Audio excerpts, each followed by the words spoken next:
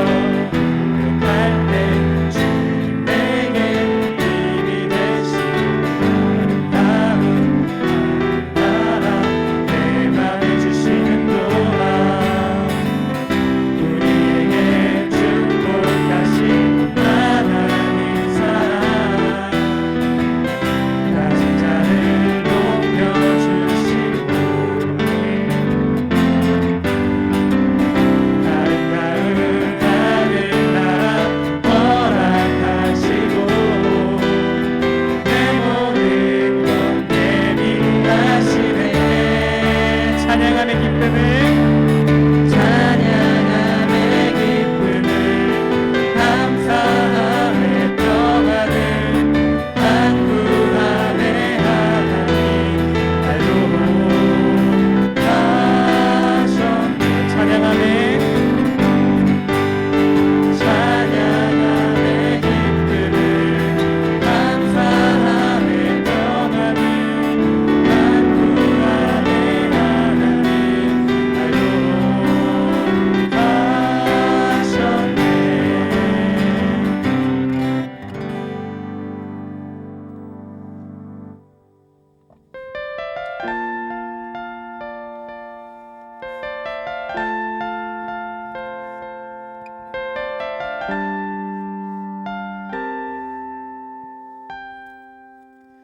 거친 바다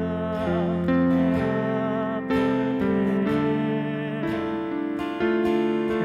두려움에 다 잠기고 모든 소망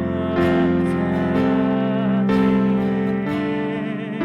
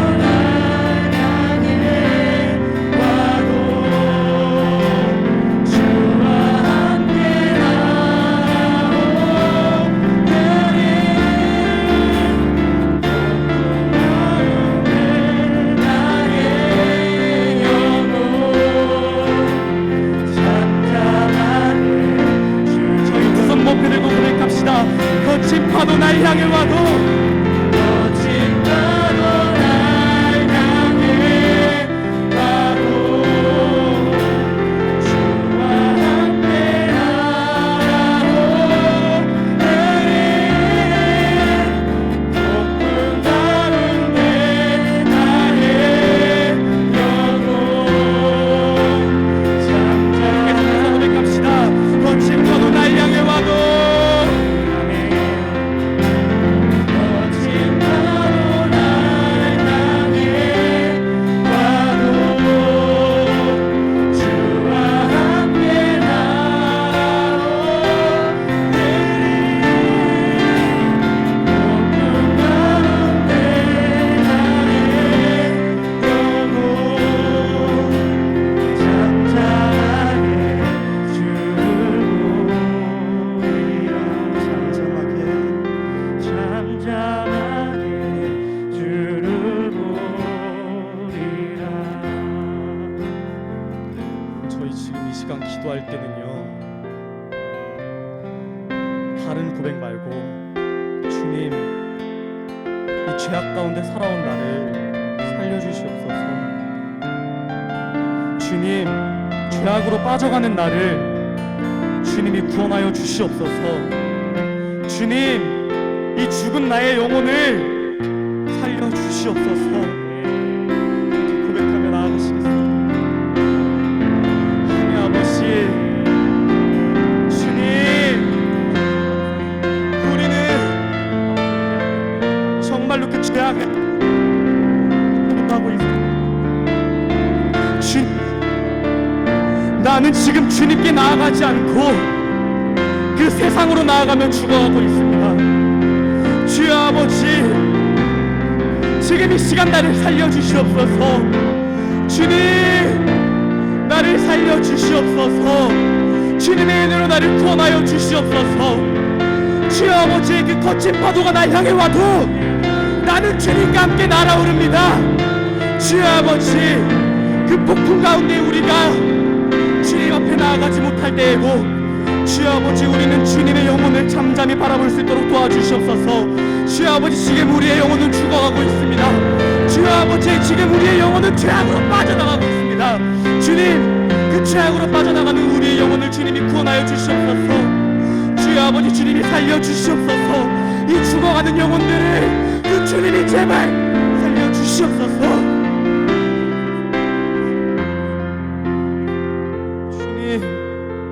지금 이 시간 우리는 그 거친 파도가 날 향해 와도 주와 함께 날아오르겠다고, 그 폭풍 가운데 나의 영혼이 잠잠하게 주님을 보겠다고 그렇게 고백합니다.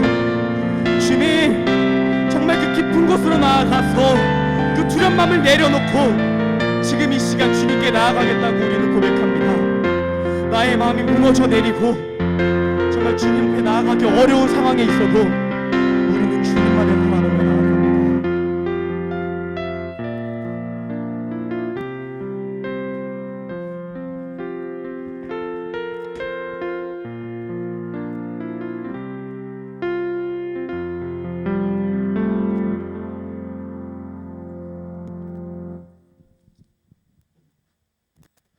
하나님 아버지, 오늘도 우리가 주님 앞에 나와 예배드립니다.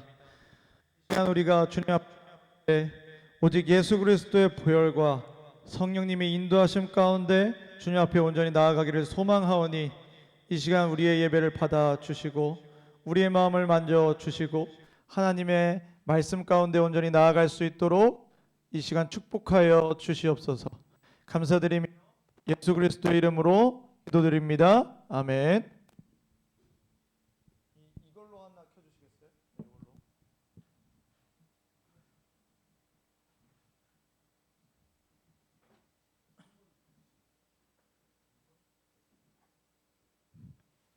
네, 우리 신앙 고백하도록 하겠습니다. 사도신경함으로 하나님 앞에서 신앙 고백하겠습니다.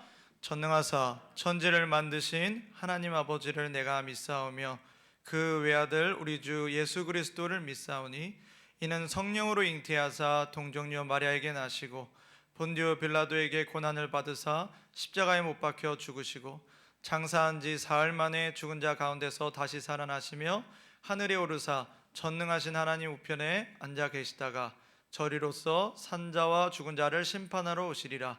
성령을 믿사오며 거룩한 공예와 성도가 서로 교통하는 것과 죄를 사하여 주시는 것과 몸이 다시 사는 것과 영원히 사는 것을 믿사옵나이다. 아멘.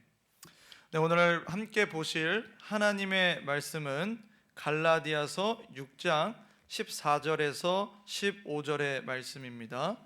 갈라디아서 6장 14절에서 15절의 말씀입니다.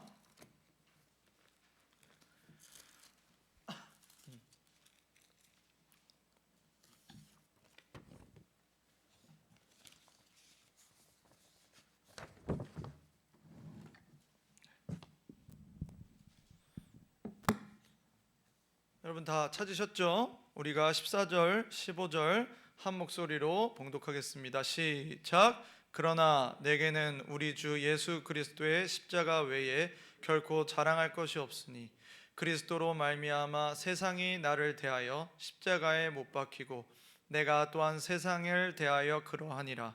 할례나 무할례가 아무것도 아니로되 오직 새로 지으심을 받은 것만이 중요하니라. 아멘. 이 시간 잠시 기도합니다. 하나님 아버지, 오늘도 우리가 하나님의 살아있고 활력 있는 이 검과 같은 말씀, 하나님의 말씀 앞에 섰습니다. 우리의 마음을 주님께서 겸손하게 만들어 주시고 갈급한 심령 가지고 이 시간 하나님께서 우리에게 어떤 말씀을 하실지 기대하며 우리의 마음 가운데 온전히 깨닫고 또 새기며 우리의 삶에 열매 맺을 수 있도록 이 시간 성령 하나님 역사하여 주시옵소서. 감사드리며 예수 그리스도의 이름으로 기도드립니다. 아멘. 여러분 한 주간 잘 지내셨습니까? 네, 그래도 설 명절을 지나와서 그런지 그래도 조금은 살아난 그런 목소리들, 그런 모습들이 보여요. 이렇게 아까 이제 예배 시작 전에 이제 그래도 이야기할 수 있는 친구들에게 조금 안부를 묻고 이제 또 이야기 어떻게 지냈는지를 물어봤는데 굉장히 인상 깊었던 한 친구가 있었습니다. 그 설 명절 동안 가족끼리 수련회를 했다고 그러더라고요. 그래서 말씀을 사복음서를 다 읽었대요. 그 안에. 그래서 참 대단하다. 그 친구가 저를 굉장히 지금 뚱하게 쳐다보지만 저는 이거를 어떠한 놀리려고 그런 게 아니라 정말 어떻게 보면 대단하다. 어떻게 보면 되게 본받을 그 모습이라고 여러분들에게 또 소개를 드리는 것입니다. 오늘 우리는 갈라디아서를 보고 있죠. 제가 여러분들에게 항상 이런 서신서, 빌립보서, 에베소서 이런 것들을 이야기할 때 보통 이제 어디 교회에 보내는 편지입니다 이런 얘기들을 보통 많이 하죠. 오늘은 갈라디아서입니다. 그러면 갈라디아서는 어떤 교회에 전해진 걸까요? 선혜야, 어떤 교회에 전해진 걸까? 그렇죠. 갈라디아 교회. 보통 이제 그 앞에 있는 서신서 이름 앞에 있는 것을 떼면 돼요. 보통 이제 갈라디아 교회에 이제 사도 바울 선생님이 이제 보낸 편지입니다. 근데 이 갈라디아서의 이제 핵심 주제를 보면요, 믿음으로 구원을 받는다는 거예요. 그게 핵심이에요. 그리고 그것이 굉장히 중요하게 나타나 있는 성경이 바로 갈라디아서입니다. 그래서 이 갈라디아서를 보게 되면요, 그 할례라는 말이 참 많이 나와요. 그리고 율법이라는 얘기도 나오고요.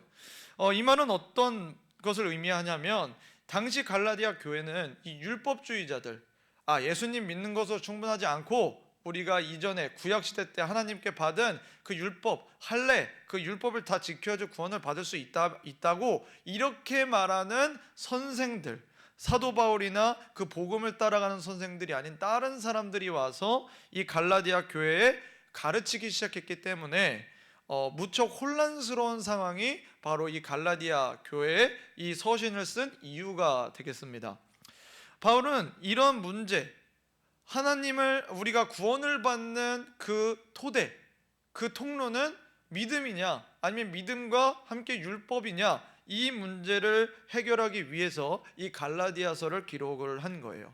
그래서 사도 바울이 주장하고 강조하신 것은 바로 오직 예수님을 믿음으로, 복음을 믿음으로 여러분이 구원을 얻습니다. 이 내용이 이 갈라디아의 주된 내용입니다. 그런데 이 주제에 이 핵심 내용이 있음에도 불구하고 인상 깊은 게 뭐냐면요, 이 편지의 후반부 5장에서 마지막까지의 내용이 어떤 내용으로 구성이 되냐면 바로 행위에 대한 것이에요. 열매 맺는 것에 대해서 계속적으로 이 사도 바울이 강조한다는 사실이 굉장히 의미가 있어요. 이 복음서, 이 갈라디아서가 믿음으로 구원을 받는다라는 것이 핵심이고 그것을 그렇게 주장을 했는데 어떻게 이 행위에 대해서 말하는 것일까라고 우리는 생각을 할 수 있지만, 이것은 우리가 구원을 받는 조건으로서의 행위가 아니라 우리가 오히려 믿음으로 구원을 받았기 때문에 그에 합당한 열매와 행동이 나타난다는 믿음과 그에 합당한 삶의 올바른 균형점을 우리에게 잘 보여주는 것입니다. 구원은 오직 예수님을 믿는 믿음에서 비롯되고 그 믿음을 소유한 사람은 마땅히 거룩한 인생을 살아간다는 것이에요. 우리가 14절을 다시 한번 읽어보도록 하겠습니다. 시작. 그러나 내게는 우리 주 예수 그리스도의 십자가 외에 결코 자랑할 것이 없으니 그리스도로 말미암아 세상이 나를 대하여 십자가에 못 박히고 내가 또한 세상을 대하여 그러하니라.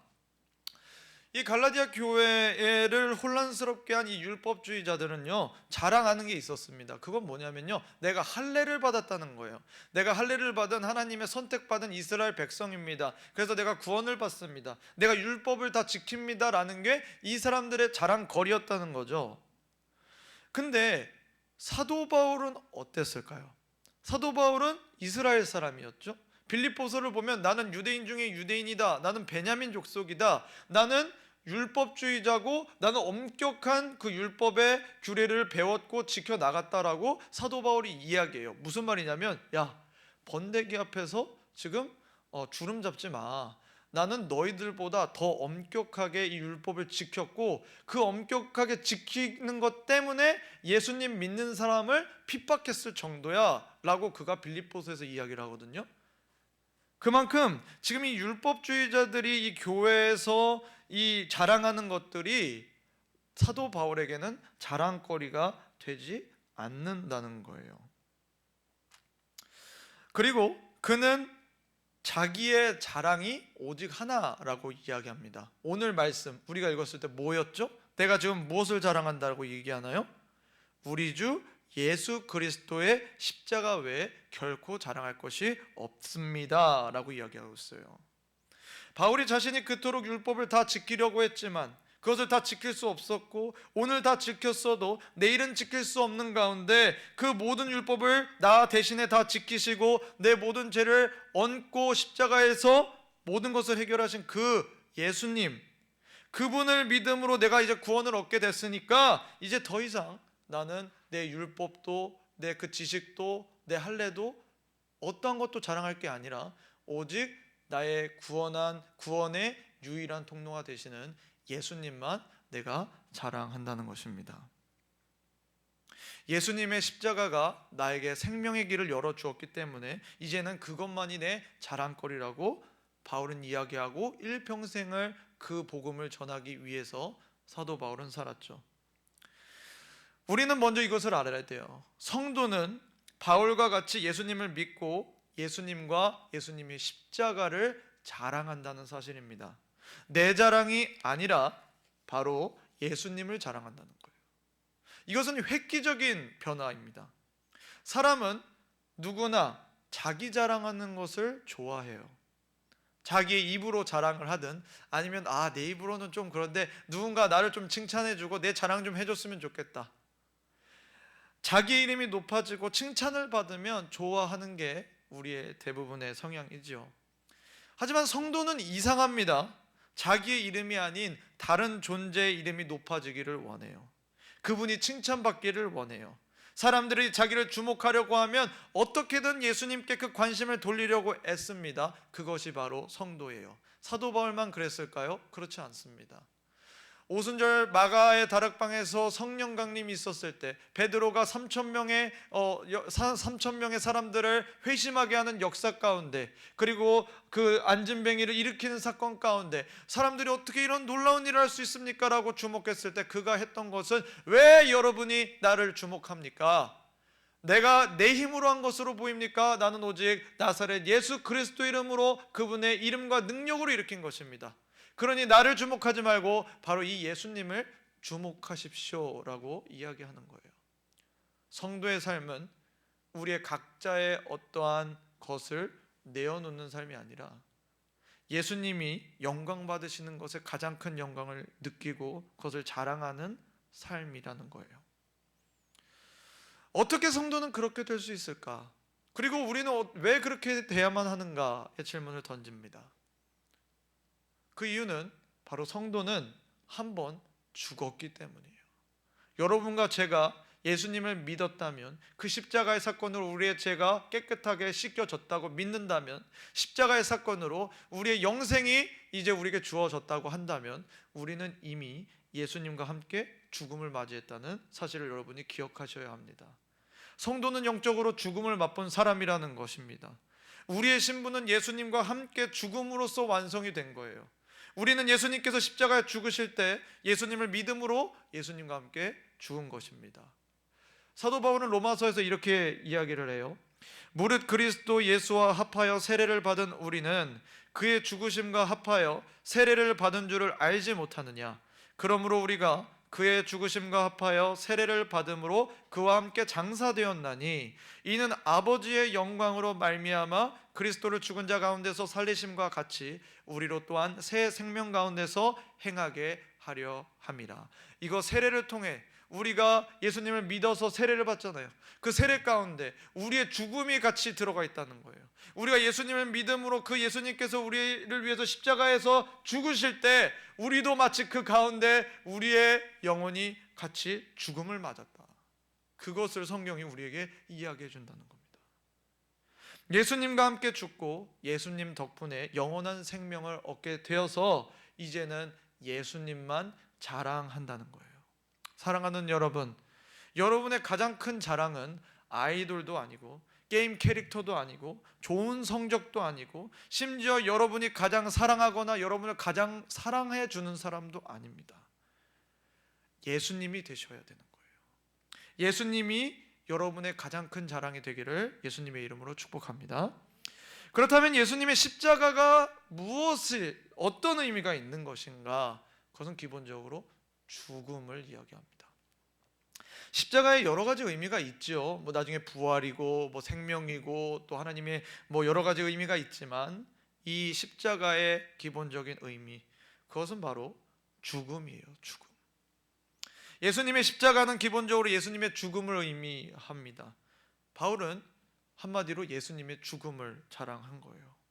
그리고 예수님과 함께 이 십자가를 같이 통과하면서 자신의 인생의 권리는 이제 예수님께 이양한 거예요.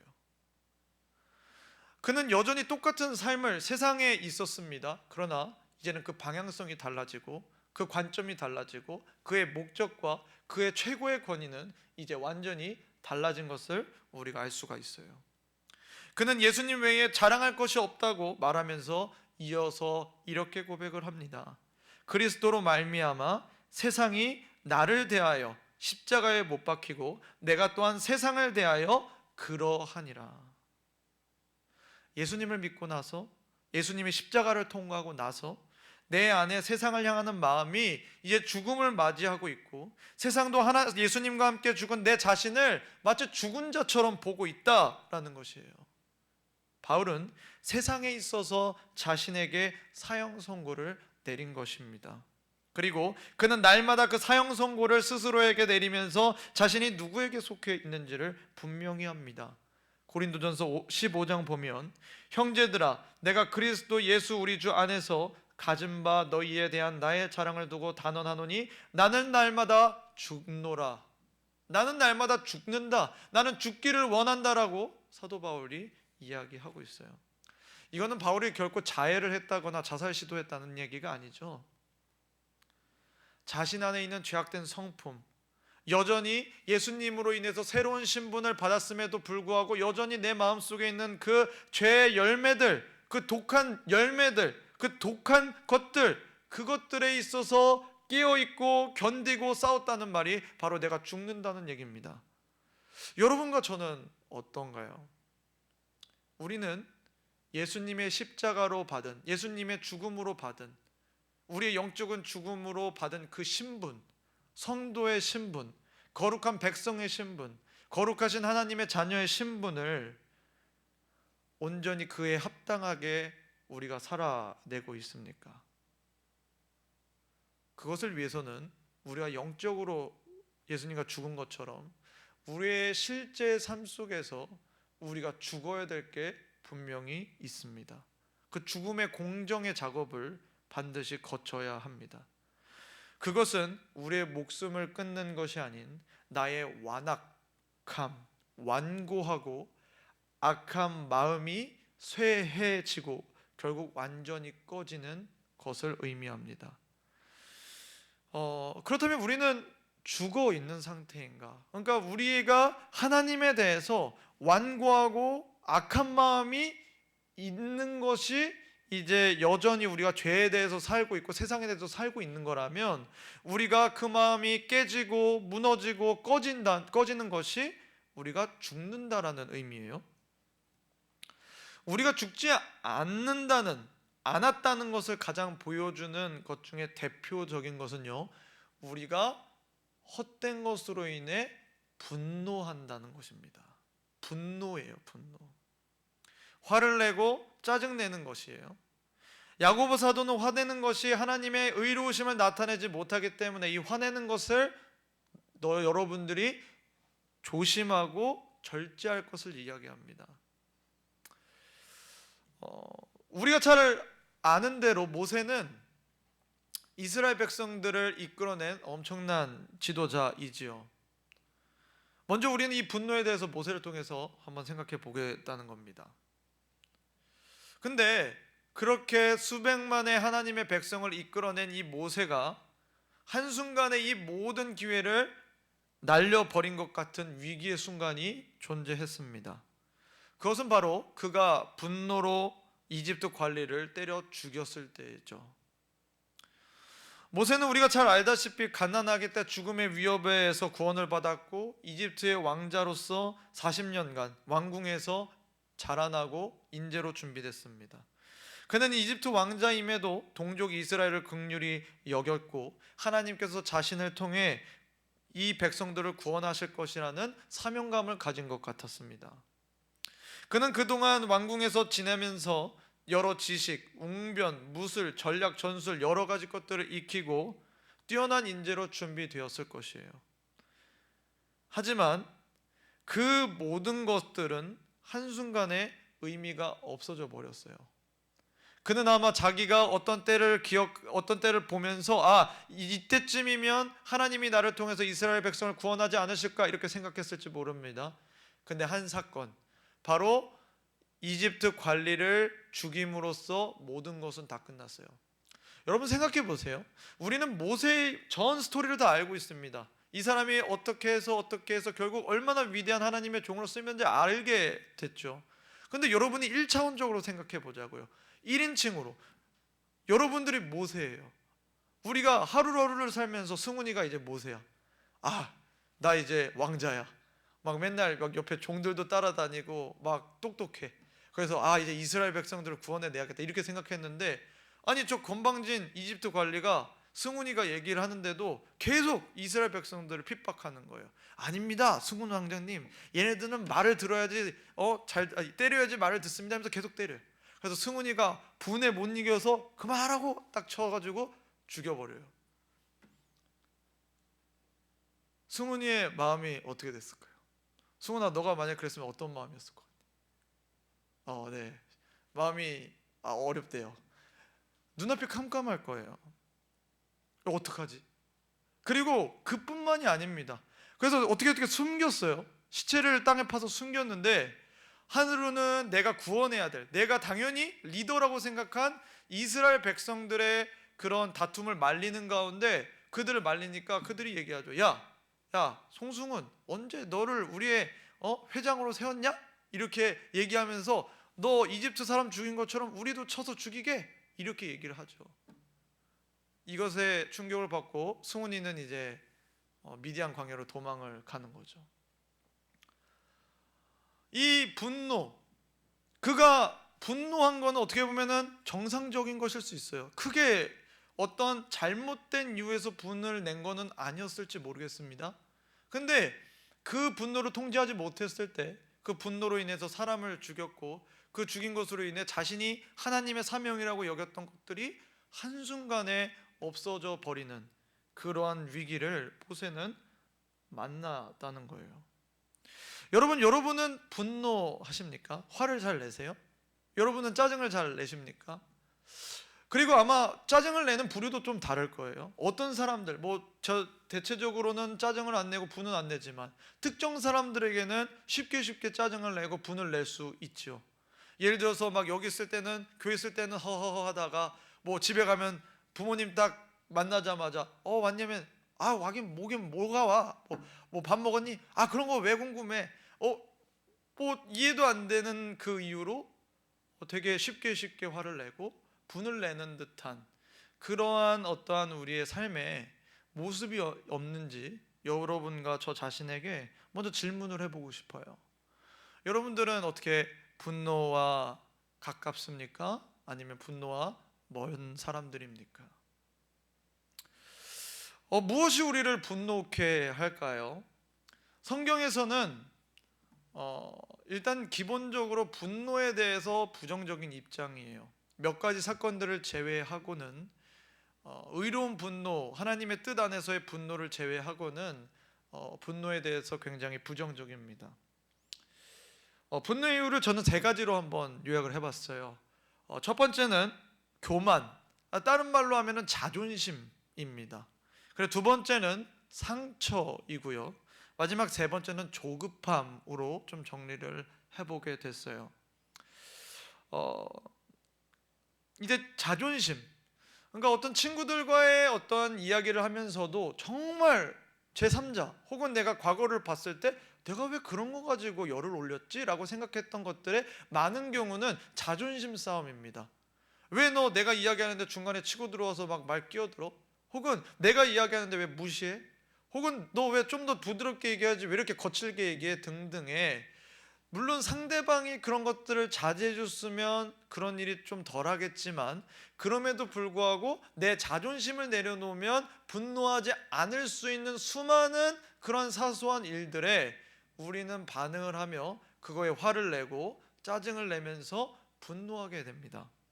근데 이 분노는 결국 너무 많은 대가를 치르게 돼요. 이 분노는 마치 불과 같습니다. 모세 보세요. 그의 인생이 하루아침에 잿더미가 됐어요. 왕자라는 신분도 잃었죠. 그의 사명도 잊어버려 도망쳐야 됐죠. 그의 능력들도 결국에는 다 쓸 수가 없는 그런 상황에 모세가 놓여지게 됐다는 거예요. 그리고 지금 이 세상에 살면서도 이 분노, 한 번의 화를 터뜨림으로 인해서 얼마나 수많은 관계들이 깨지고 있고 얼마나 가정에 불화가 있고 또 얼마나 많은 사람들이 자신의 성공이나 업적을 스스로 발로 차버리는 그러한 일들을 보고 있지 않습니까? 이 분노라는 건 마치 불과 같은 거예요. 그 첫 번째 이유가 바로 자존심, 교만. 니까짓 게 뭔데? 내가 너보다 난데? 내가 너보다 못한 게 뭔데 너가 나한테 이렇게 하느냐? 그런 게 우리의 잠재의식 속에 있을 때 우리는 분노하게 된다는 것입니다. 혹은 여러분들이 부모님과의 다툼 있을 때는 왜 엄마는 나를 아이로만 보느냐? 여러분들은 진짜 아이니까 아이로 보겠지만 여러분들은 지금도 고등학생만 돼도 중학생만 돼도 마치 전보다는 내가 컸기 때문에 어른처럼 날 대우해 주기를 바라죠. 그리고 심지어 전도사님은 지금 어른이지만 부모님께 대해서는 아이기 때문에 어떻게 보면 전도사님도 그런 하소연을 할 수도 있겠죠. 근데 이것이 우리가 어떻게 보면 분노하는 첫 번째 이유가 될 수 있습니다. 근데 성경은 우리에게 이 부분에 대해서 이렇게 얘기해요. 아무 일에든지 다툼이나 허영으로 하지 말고 오직 겸손한 마음으로 각각 자기보다 남을 낮게 여겨라. 더 나은 사람으로 여겨라. 더 높은 사람으로 여기라는 것이 성경의 진단이라는 거예요. 두 번째, 그것은 바로 상처입니다. 여러분, 만약에 여러분이 막 100m 달리기를 했어요. 근데 했는데 엎어졌어. 그래서 무릎이 다 까졌어요. 근데 옆에 친구가 야, 아프냐 하면서 그 상처를 눌러. 그럼 여러분이 어떻게 하겠어요? 그렇죠? 선의 표정처럼 이건 뭔가 하면서 그 팔을 딱 치거나 너 뭐하냐 이렇게 단번에 화를 낼 수밖에 없겠죠. 우리가 이런 몸의 상처를 누군가 건드렸을 때도 우리가 화를 내기가 십상입니다. 근데 우리의 영혼의 상처를 받았을 때는 그것을 누가 만지거나 언급했을 때 우리는 분노로 반응하는 경우가 많다는 거예요. 어떤 사람은 그냥 지나가는 말로 던질 수 있는 그 말이 나에게는 상처였기 때문에, 예를 들어서 내가 인정받지 못했어요. 뭐 부모님한테도 인정받지 못했고, 막 맨날 뭐 형제들한테만 부모님이 더 사랑을 주었고, 어딜 가든지 내가 뭐 외모나 내가 어떠한 능력이나 이런 것들이 좋지가 않아서 사람들이 나를 그렇게 알아봐 주지 않았다고 합시다. 근데 그 사람이 이제 성인이 되고 나서 한 사람 이제 엄청 일을 열심히 했어요. 근데 누군가가 지나가면서 딱 이렇게 얘기해요. 아, 뭘 그렇게 열심히 해요? 아, 인정받고 싶어요? 딱 이렇게 던져요. 그러면은 이 사람은 그 상황 가운데서 어떻게 그 사람에게 대해야 할지 모른다는 거죠. 왜요? 이 사람은 인정에 갈급했던 사람이기 때문에. 이런 것처럼 우리의 삶 속에서 부모님과의 관계, 친구와의 관계, 아니면 가족역 가운데 우리의 마음의 상처, 내 마음에 누구한테는 보여주고 싶지 않은, 누군가 툭 건드려도 너무 아파서 쳐내고 화를 낼 수밖에 없는 그 상처가 우리 가운데 있을 때 우리는 쉽게 분노할 수밖에 없습니다. 그리고 세 번째는 조급함이에요. 마음의 여유가 없는 사람들은 어떤 일들을 빨리 하지 않는 것에 대해서, 혹은 조금 이렇게 느리고 좀 배우는 것이 좀 더딘 사람들을 보면서 왜 그것밖에 안 되냐, 왜 빨리 하지 못하냐, 이렇게 다그치기 바쁘고 기다리거나 지혜롭게 그것을 지도해 줄 수 있는 그 마음의 여유가 없게 됩니다. 그러면 이제 아무래도 화와 짜증이 이렇게 많이 표출이 되겠죠. 여러분들은 어떠십니까? 여러분들은 분노의 그 원인이 여러분 자신에게 어떤 게 있다고 생각을 하세요? 제가 말씀드리고 싶은 건 이 분노의 이유는 아마 거의 대부분의 사람은 갖고 있을 거라는 거예요. 그래서 그 분노의 원인을 여러분들이 오늘의 말씀을 들으시면서 그리고 또 기도하는 가운데 찾아가시면 좋겠어요. 아까 모세 얘기를 했습니다. 마저 조금 하려고 해요. 아까 모세가 분노 때문에 어떻게 보면 자기의 최고의 그 기회, 최고의 그 시기를 한순간에 나락으로 떨어뜨릴 수밖에 없었지만, 하나님께서는 이 모세를 깊이 다루기 시작하셨습니다. 귀족들, 그리고 귀한 보물들, 온갖 산의 진미가 가득한 이 왕궁이 아니라 바로 허름한 텐트와 양들이 가득한 그 광야 땅에서 하나님은 이 모세를 깊이 다루셨다는 거예요. 사랑하는 여러분, 하나님께서는 성도를 깊이 다루십니다. 우리의 마음을 그냥 두시는 게 아니라 다루시고 다듬어 가시는 걸 여러분이 꼭 기억하시면 좋겠어요. 그는 그렇게 40년 동안 광야에서 양들과 목자로서 살았어요. 하나님은 그가 나중에 백성들을 광야에서 인도했기 때문에 광야에서 먼저 살아보게 하시고 삶의 방식을 익히도록 준비시키셨습니다. 그러나 그것뿐만이 아니라 그 이상으로 하나님은 그의 성품을 깊이 다루시기 위해서 이 광야로 보내신 거예요. 민수기 12장 3절을 보면 모세에 대해서 성경이 이렇게 평가를 합니다. 이 사람 모세는 온유함이 지면의 모든 사람보다 더하더라. 여러분, 모세가 어떻게 자기의 인생의 최고의 기회를 어떻게 날려먹었죠? 분노로 인해서요. 분노로 인해 졸지의 살인자가 된 그 모세가 지금 그 당시 사람들의 모든 합친 온유함보다 더 온유한 사람입니다, 겸손한 사람입니다라고 평가받을 정도의 사람이 되었다는 거예요. 어떻게 그렇게 되었을까요? 예성아, 어떻게 모세가 그랬을까? 이유가 뭘까? 하나님께서 광야에서 그를 만지셨기 때문입니다. 어떻게 만지셨을까요? 양을 치는 것을 통해서 만지신 거예요. 예전에도 양에 대해서 여러분들과 나눈 적이 있습니다. 양이 똑똑한가요? 성원아, 양이 똑똑해? 양이 똑똑해. 누가 말했죠? 똑똑하진 않아요. 현지야, 양의 눈이 좋아요? 좋아요? 네. 희연아, 양의 눈이 좋아? 그래. 또 누구한테 물어볼까? 민준아. 피하려다 걸렸어. 민준아, 양이 막 늑대나 사자처럼 세? 그렇죠. 약하죠. 양이 이러한 단점을 갖고 있단 말이죠. 눈도 잘 안 보여. 또 바보 좀 이렇게 맹해요. 또 약해. 목자가 정말 필요한 동물이죠. 이 양을 기르면서 모세는 참 답답했을 거예요. 이집트에서는 딱 명령 내리면 네 알겠습니다 왕자님 척척척 이랬는데 이놈의 양은 말을 안 들어. 야 이렇게 가라니까 하면 툭 치면 저쪽으로 쭉 가고 야 그게 아니야 이 가운데로 가야지. 얼마나 많은 그 시행착오를 거쳤을까요? 그때 모세 무엇을 배웠을까요? 오래 참는 것을 배웠을 거예요. 분노하는 거에 반대는 저는 오래 참는다라고 보고 싶습니다. 오래 참는 거. 이 양을 40년 동안 치면서 나중에 얘기했겠죠. 그래, 야 그래도 오늘은 좀 말을 잘 듣네 양들이. 그 기준치가 낮아지는 거죠. 온유해지는 겁니다. 저는 이거를 다른 말로 이렇게 표현하고 싶어요. 모세가 죽어가는 거예요. 모세의 자아가 깨지기 시작하는 겁니다. 하나님께서 그 광야 40년을 통해서 이 모세를 자꾸 만지시던 거예요. 계속 그 자아를, 그 자존심을, 그 자기의 생각들을 계속 낮추시는 작업을 한 겁니다.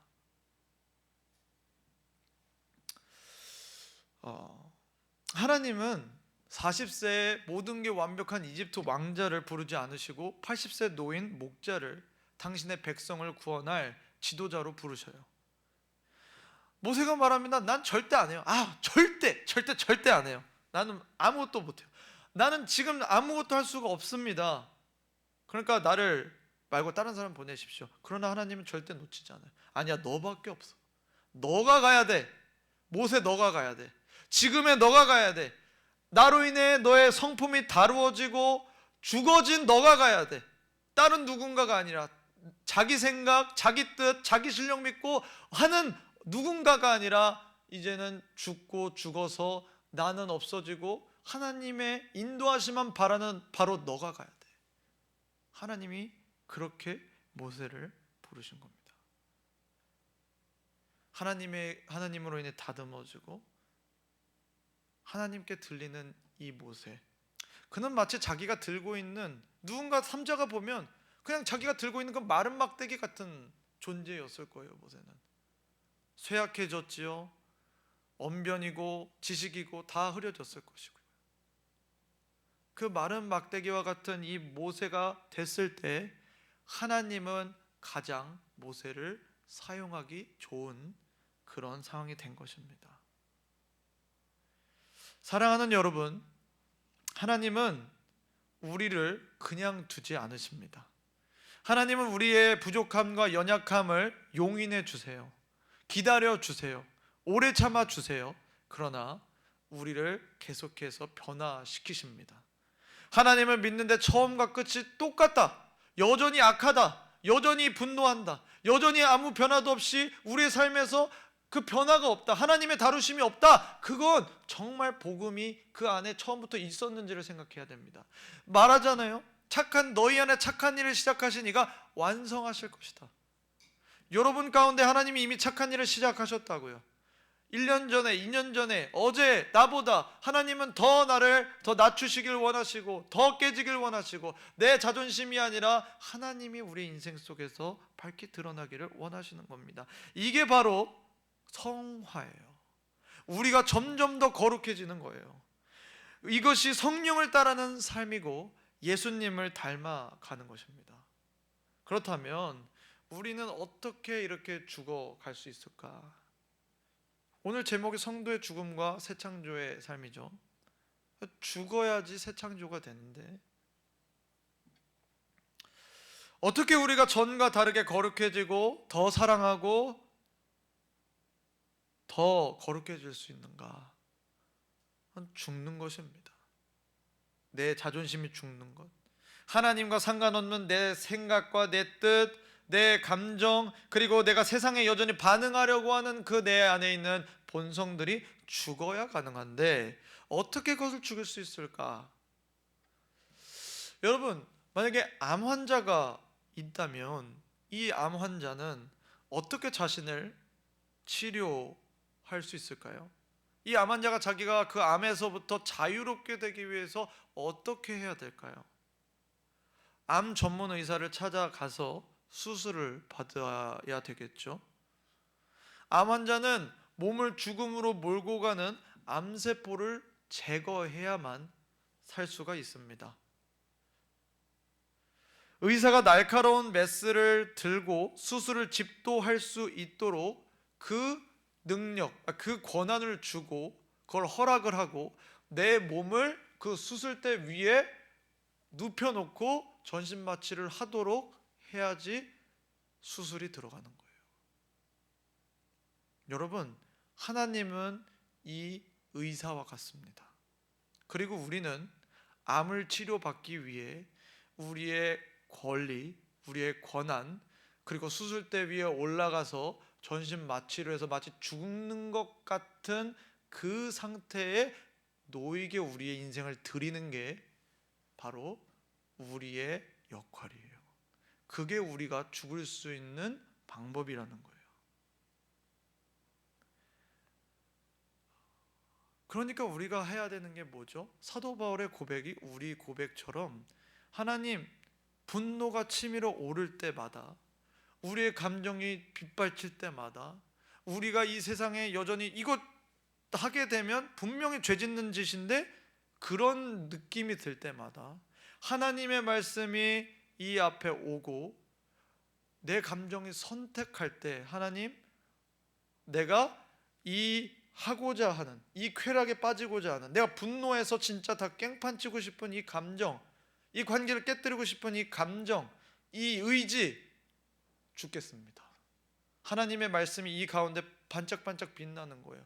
하나님, 이것을 내가 선택하는, 내가 이 감정을 선택하는 그 최고의 권한을 내 감정과 내 이 스트레스에 두는 게 아닌 당신의 말씀, 성령님의 음성에 내가 두겠습니다 하고 내 자신을 죽이는 겁니다. 계속 죽이는 거예요. 계속 죽이는 거예요. 죽여가는 거예요. 우리는 그렇게 하면서 우리의 영혼에 남아있는 쓰레기들을 하나하나 이제 버려가는 거예요. 여러분, 쉽지 않아요. 그리고 사람마다 다 다르고요. 그리고 그 뿌리의 깊이가 다 달라요. 근데 여러분에게 권하고 싶은 것은 그것이 언제까지 되든 어느 시간까지 그것이 필요하든 계속 여러분은 영혼의 땅을 파면서 그 뿌리를 찾아낼 수 있도록 하나님께 간절히 구하시기를 바랍니다. 여러분이 만약에 실제로 암에 걸렸다 그러면은 여러분은 그 의사 선생님한테 제발 암을 찾아달라고, 암세포를 찾아서 그것을 제거해달라고 바랄 것입니다. 우리의 인생에, 그리고 우리의 영혼의 암세포보다 더 악한 우리의 인생의 문제, 그건 바로 우리의 악한 성품. 여전히 누군가 미워하기를 좋아하고, 흉보기를 좋아하고, 욕하기 좋아하고, 분노하기 좋아하고, 짜증내는 것, 음란한 것, 거짓말하는 것, 속이는 것, 남들 앞에서 위선 떠는 것, 인정받고자 하는 것, 이 모든 것들의 뿌리를 찾아서, 우리가 분노하는 이유에 우리 뿌리를 찾아서 여러분이 계속 하셔야 되는 거예요. 계속 기도로 나아가셔야 되는 거예요. 내가 내 여동생한테 화를 낼 때 내가 왜 화를 내지? 생각을 해보라는 겁니다. 정말로 하나님의 뜻에 맞춰서 이거는 절대 안 되는데 왜 그렇게 합니까? 그게 아닌 이상 우리가 분노해야 될 게 과연 그렇게 많을까 생각해 봤을 때 굉장히 많이 없어져요. 분노해야 할 거리가. 아, 그래? 그렇게 하고 넘어갈 수 있는 게 많아요. 그런데도 야, 너 이거 내가 이렇게 하라고 그랬잖아. 그렇게 분노를 터뜨리는 우리의 모습은 우리의 마음 가운데 아까 얘기했던, 말씀드렸던 그 분노의 이유, 상처가 됐든 가족력이 됐든 조급함이 됐든 아니면 자존심이 됐든 해결이 안 된 거예요. 그게 여러분들의 삶에서 예수님 안에서 해결을 받으셔야 되는 거예요.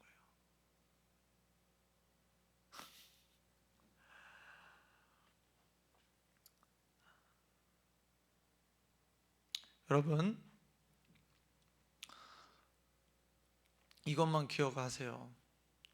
여러분을 하나님께서 다듬어 주시고 다루시도록 여러분의 인생을 날마다 기도로, 마음으로, 감정으로 드리십시오. 여러분의 여전히 갖고 있는,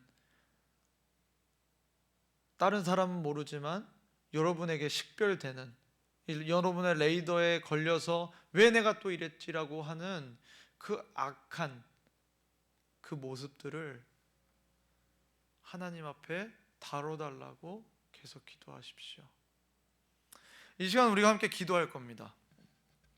우리가 함께 기도할 건데요, 우리가 먼저 찬양 한 곡을 하고요 기도할 건데, 이것에 대해서 기도할 거예요. 먼저 우리 그 사랑, 먼저 찬양할 건데요, 우리가 우리 자신을 죽이려는 것, 우리 자신을 죽어야 되는 그 동기는요, 언제나 나를 사랑하신 그 예수님의 은혜예요. 왜요? 나 죽고 싶지 않거든요. 내 자존심 여전히 세우고 싶거든요. 나 여전히 내가 화를 내고 싶거든요. 근데 예수님이 그렇지 않으셨단 말이에요. 예수님이 이 세상에 오실 때부터가 하나님 직감 떼고 오셨단 말이에요. 완전하시고 무적의 그 하나님이 상처를 입으실 수 있고 사람들의 핀잔을 받을 수 있고, 그리고 자신이 창조한 그 피조물에게 태어나는 그 아이의 모습으로 오셨어야 했습니다. 그리고 이런 자라나셔서는 여러 사람들의 배신, 그리고 가난한 그 가정 속에서 말씀이면 모든 걸 이루신 하나님께서 직접 나무를 톱질하셨어야 했죠. 십자가에만 죽음이 아니라 이미 예수님이 이 세상에 오신다는 그 결단 자체가 죽음이었다는 겁니다. 우리를 사랑하시기 위해 죽음을 선택하신 그 예수님의 사랑이 우리의 고백이 되어야 하는 거예요. 이 시간 우리 하나님의 사랑 먼저 고백하며 우리의 마음을 내어드리면 좋겠습니다. 아버지 사랑 내가 노래, 아버지 사랑 내가 노래, 아버지 은혜 내가 노래, 그 사랑 변함없으신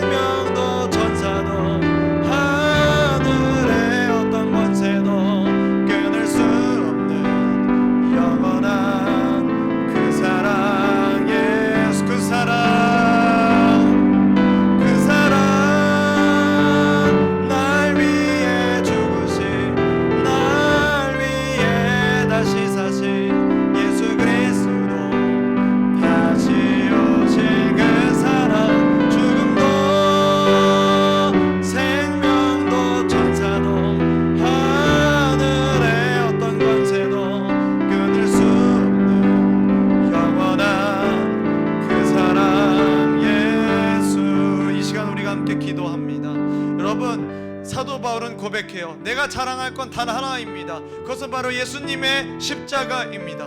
예수님의 십자가, 나를 사랑하셔서 나를 위해서 죽으신 그 십자가, 그냥 육체적으로 그리고 영적으로 하나님과 단절된 걸로만이 아니라 그 인생 전체가 죽음 그 자체이셨던, 그 버리심이었던, 내려놓으심이었던 그 예수님의 그 삶처럼 이제 나도 그 십자가에 나도 죽겠습니다. 그 십자가에 내가 죽겠습니다. 내 자존심을 그 십자가에 못 박겠습니다. 내 자아를 못 박겠습니다. 내 상처를 못 박겠습니다. 내 분노를 못 박겠습니다. 내 음란함을 못 박겠습니다. 내 이중적인 삶을 못 박겠습니다. 나의 게으름과 나태함과 미워하는 마음과 이 모든 것을 그 십자가에 못 박겠습니다. 내가 죽겠습니다. 주여, 나를 주님의 수술대에 올려놓겠습니다. 주님, 역사하여 주시옵소서. 여러분, 이 시간 여러분들에게 권하는 것은 그것입니다. 여러분의 삶을 하나님의 수술대에 올려놓겠다고 말씀하십시오.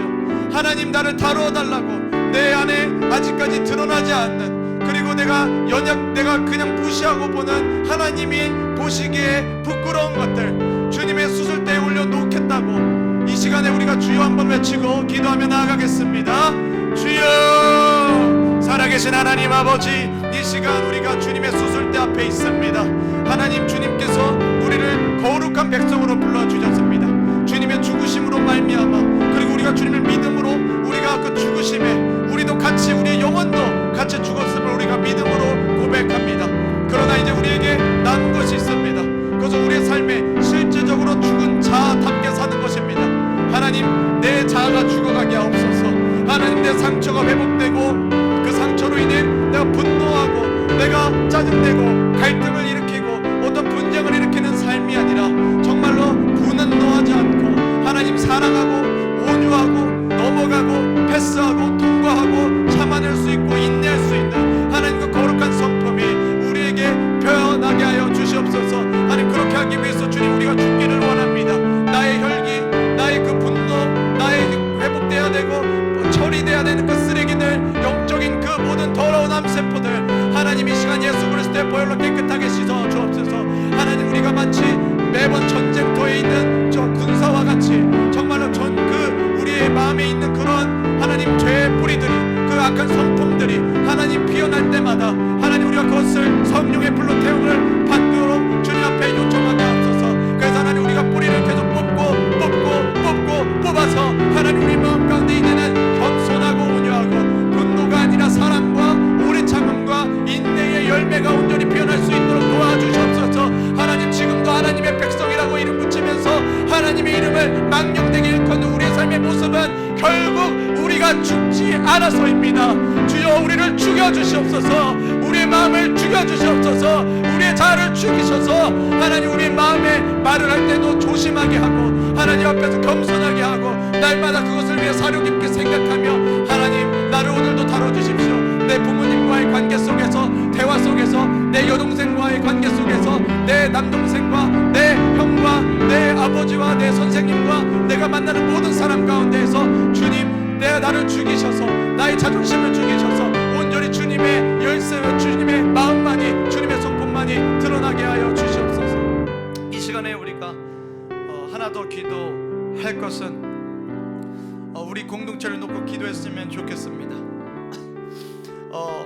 일단 첫 번째는 우리 공동체가 정말 말씀과 기도 가운데 우리의 영혼이 오늘의 설교의 말씀처럼 정말 내 자신이 죽어가 예수님의 열매를 맺어 사랑의 공동체가 되기 위해 우리가 함께 기도했으면 좋겠고요. 두 번째 기도할 것은 우리의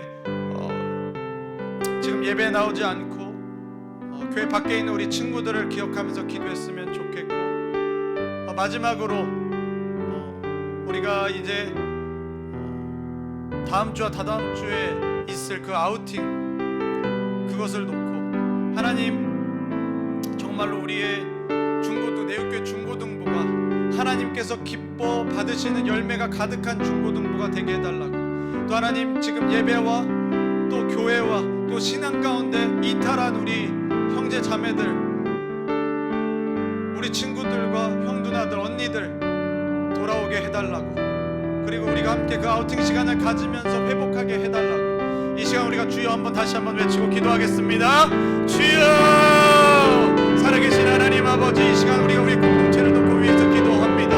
하나님, 이 공동체는 오직 주님의 은혜로 세워졌습니다. 하나님, 우리가 그러한 이 교회의 이 공동체의 주인 되신 머리 되신 예수님, 우리의 기도를 받아주시기를 원합니다.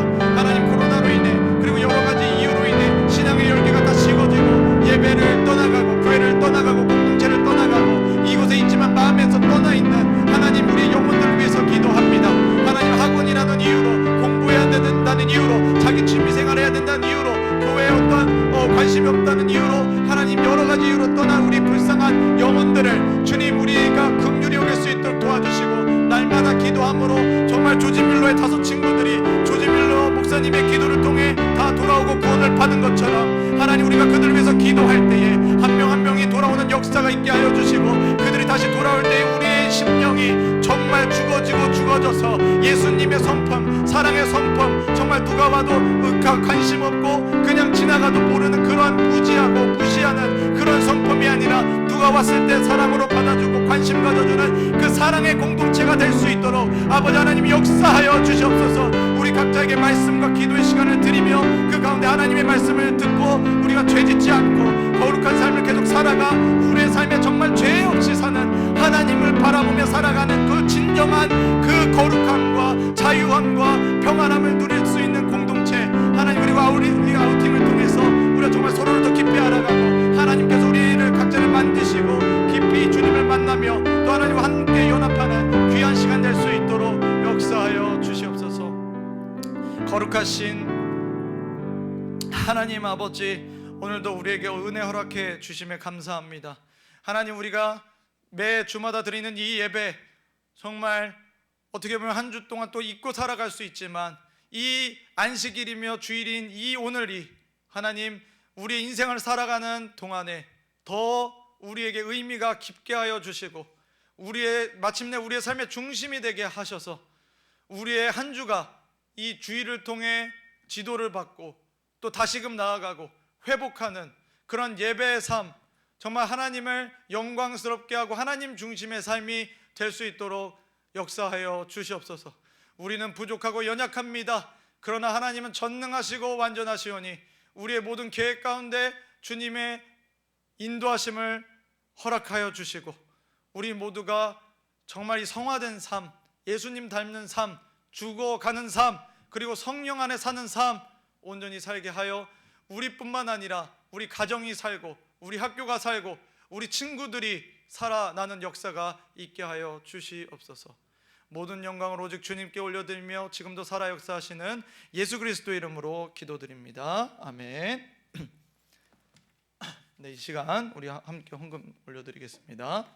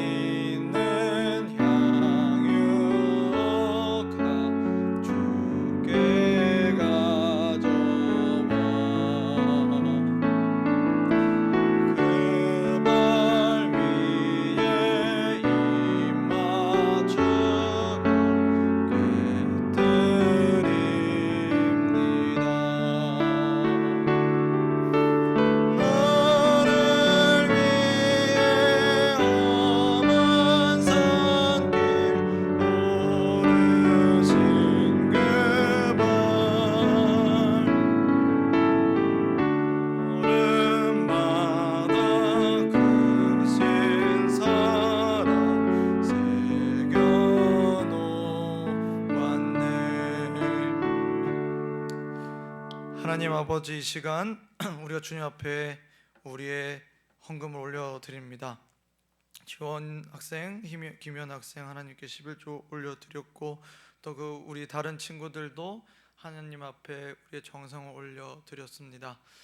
하나님, 날마다 주님 앞에 우리가 그리고 정말 우리의 삶 가운데 개인의 고백이 되고자 하는 것은 우리의 모든 것이 주께로 왔고 주를 위해 있고 또 주께 돌아갈 것이라는 그 하나님 중심과 하나님의 근원 되심을 날마다 기억하고 감사하고 향하는 우리 모두가 될 수 있도록 인도해 주시고, 이제 방학도 점점 끝나가고 또 새학기를 준비하는 시기가 오는데, 하나님 그 가운데 우리 친구들이 정말 먼저는 하나님 앞에 우리의 인생 주도권을 내어드리고 말씀과 기도로 삶의 토대를 세우고, 그 가운데 성품과 또 전문성, 그것들을 세워나가며 하나님께서 기뻐하시는 정말 다양하고 또 은혜로운 그 방향 가운데 우리 친구들이 설 수 있도록 은혜 베풀어 주시옵소서. 또 하나님, 이제 돌아오는 주부터 우리가 이제 함께 수련회 대신에 아우팅을 나가게 될 것입니다.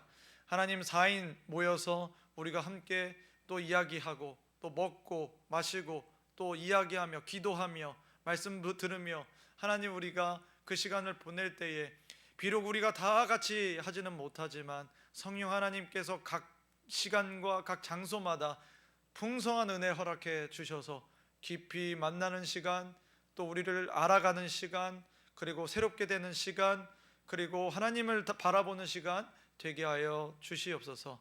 그리고 저희가 이제 교육관과 엘리베이터 완공을 앞두고 있습니다. 저곳에 들어가기 전부터 우리가 정말 영적으로 준비되고 저 가운데 하나님께서 우리를 통해 하실 일들을 겸손히 기다리는 그런 은혜가 있게 하여 주시옵소서. 감사드리며 예수 그리스도의 이름으로 기도드립니다. 아멘.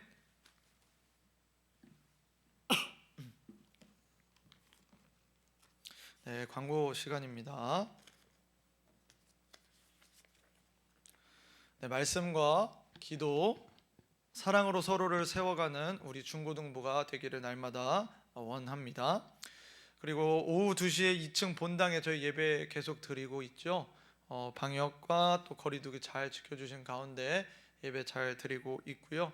또 주변에 또 예배 또 안 나오는 친구들, 선생님들도 연락하겠지만 여러분들도 특히나 친구들, 그리고 친한 형들, 누나, 언니, 여러분들이 한번 카톡도 하고 연락하면서 안부도 묻고 또 이렇게 예배 자리로 같이 초대하는 여러분이 되셨으면 감사하겠습니다. 2021년 동계 아우팅이 이제 돌아오는 주 토요일 날에 있어요. 근데 이제 지금 선생님들한테 들어보니까 이제 20일은 조금 어려운 친구들도 있다고 들었습니다. 그래서 그 다음 주까지, 토요일까지 이제 조금은 팀을 이제 나눠서 어차피 가기 때문에 그런 날짜 조정들은 좀 있을 수 있을 것 같고요. 오전 8시에 이제 출발을 할 예정입니다. 장소는 남이섬이고 회비는 15,000원이에요. 그래서 여러분들 회비와 또 교회 보조금으로 또 이 아우팅을 또 잘 재밌게 또 의미 있게 또 추억을 갖는 시간을 갖도록 하겠습니다. 방역의 문제는 여러분들 걱정할 게 없는 게 4명이 팀이 돼서 가기 때문에요. 뭐 방역에는 전혀 문제가 없어요. 그래서 혹시나 부모님들이 그것으로 걱정하시면 이제 우리가 전체 이 일정 가운데 있는 거지만 실제로 같이 움직이는 사람은 총 4명이다. 이거 꼭 잘 말씀해 주시면 좋겠습니다. 생일자 2월은 또 운현이, 한번 못 봤는데 또 연락을 해야겠죠. 운현이, 그리고 또 우리 부장 선생님, 그리고 저 이렇게 2월 달에 생일이 있습니다.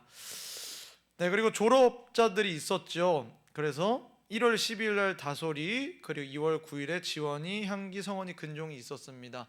오늘 여기 참석한 졸업자 친구들은 저를 좀 잠깐 보고 가세요. 사무실에 잠깐 따라오시면 될 것 같고요. 저도 졸업을 합니다. 이제 화요일 날 대학원을 졸업을 해요.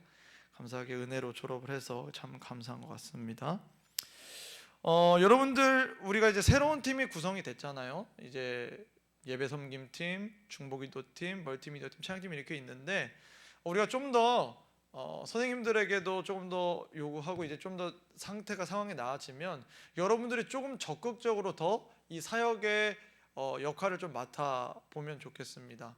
뭐 이제 예배 섬김팀 같은 경우는 이제 저쪽이 이제 완공이 되면 그것을 꾸미고 하는 것에 또 주도적인 역할을 할 거고, 멀티미디어 팀도 지금 부장 선생님이 항상 하시지만 그것도 돌아가면서 그것도 하면 좋을 것 같고, 중보기도 팀도 예배 전이나 이렇게 모여서 이제 기도 제목이 있어요. 저희 전부의 기도 제목이 있는데 그걸 가지고 같이 기도하면서 우리의 이 중고등부 공동체를 정말 견고히 좀 세워 나갔으면 좋겠습니다. 여러분이 같이 다 해주셔야 돼요. 선생님들만으로는 안 되고 저만으로는 안 되니까 여러분들이 같이 도와주셔야 합니다. 네, 신앙 명언 우리 읽고 주기도문하고 마칠 거고요. 오늘 모임은 각 팀에서 하시면 되겠습니다. 방역 잘 지키시는 가운데. 네, 우리 명언 읽겠습니다. 시작. 성경을 읽는 것 외에는 대안이 없습니다. 주기도문 하겠습니다. 하늘에 계신 우리 아버지여, 이름이 거룩히 여김을 받으시오며 나라의 마옵시며 뜻이 하늘에서 이루어진 것 같이 땅에서도 이루어지리이다. 오늘날 우리에게 일용할 양식을 주옵시고 우리가 우리에게 죄 지은 자를 사하여 준 것 같이 우리 죄를 사하여 주시오. 우리를 시험에 들게 하지 마옵시고 다만 악에서 구하옵소서. 대개의 나라와 권세와 영광이 아버지께 영원히 있사옵나이다. 아멘. 우리 정말 이 한 주를 정말 우리의 감정과 우리의 자존심과 자아로 사는 게 아니라 정말로 나를 위해서 죽으신